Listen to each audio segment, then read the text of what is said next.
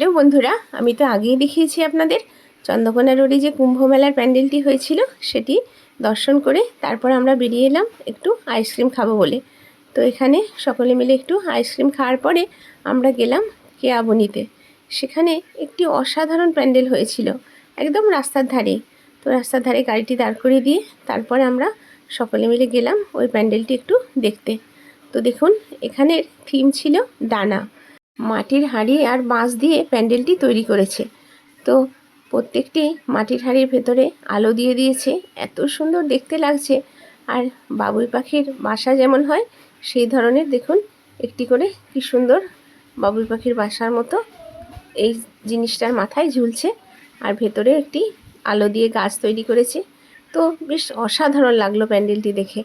আর ছোট ছোট পায়রা তৈরি করেছে মাটির, সেগুলি নানা রকম খোপের মধ্যে ভরা আছে।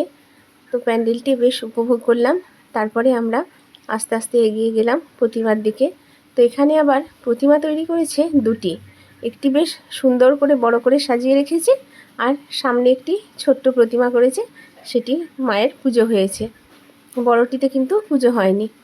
তো নিয়মকানুন সব কিছু মেনেই এরা করেছে পুজো। দেখলাম বেশ ছোট্ট মতো প্রতিমাটি তৈরি করেছে সামনের দিকে।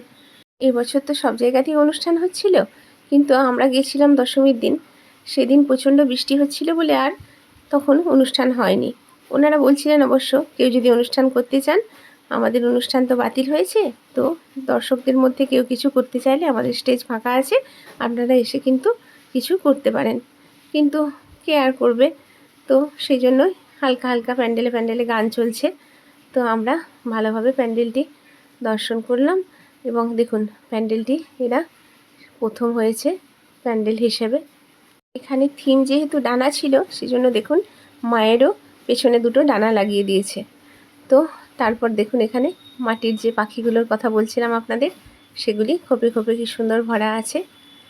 এ সকল দেখে তারপরে আমরা আস্তে আস্তে আরও অন্য প্যান্ডেলের দিকে এগিয়ে এলাম। এখানে একটি খড় দিয়ে মূর্তি তৈরি করেছে, সেটিও দুটি ডানা লাগিয়ে দিয়েছে। তারপর আমার মেয়ে বৌমা ওরা গেল একটু ফুচকা খেতে।